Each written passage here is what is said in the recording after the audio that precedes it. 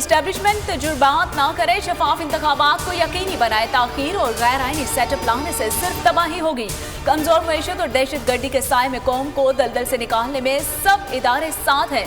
बाजवा ने दूसरी बार तौसी मांगी तो कहा शफाफ इंतखाबात कराने का वादा करें।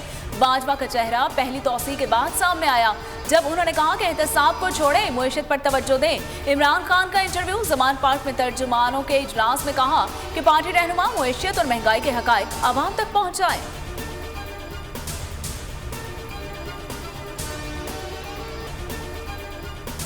दहशतगर्दी से पूरी कुव्वत के साथ निपटा जाएगा। कौमी सलामती कमेटी का एलामिया जारी है। इजलास में हालिया दहशतगर्दी के वाक़यात पर गौर हुआ।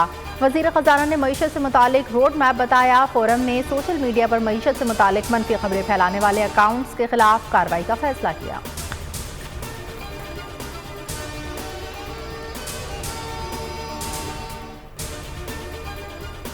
पाकिस्तान में दहशत गर्दी की तमाम कार्रवाइयां अफगानिस्तान से टीटीपी कर रही है। अफगान हुकूमत से कार्रवाइयां रुकवाने के लिए दरख्वास्त की गई। वजीर दिफा ख्वाजा आसिफ कहते हैं कि कालादम तहरीक तालिबान से मुज़ाकरात का दरवाजा खुला है।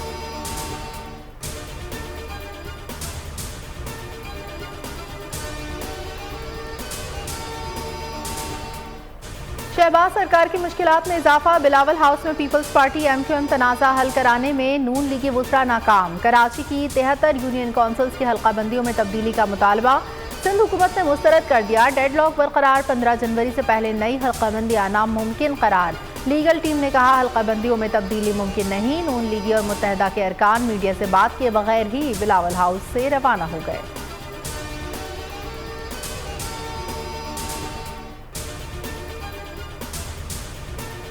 हल्का बंदियों पर फैसला पीपल्स पार्टी को करना होगा। फैसला ना हुआ तो कराची का हक मारा जाएगा। गवर्नर सिंध कामरान जसौरी कहते हैं कि MQM तहरीरी मुआहदे के साथ हुकूमत में शामिल है। उम्मीद है लापता अफराद की बाजियाबी का मामला जल्द हल हो जाएगा।